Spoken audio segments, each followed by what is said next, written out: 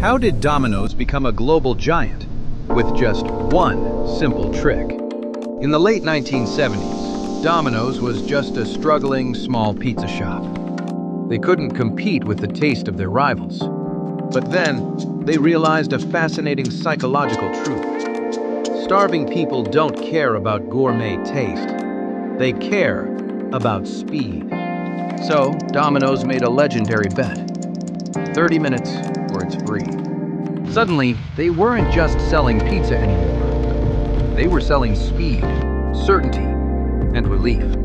When you are starving, your brain craves instant gratification, and Domino's eliminated the risk of waiting. This single psychological insight turned a mediocre pizza shop into a billion-dollar empire.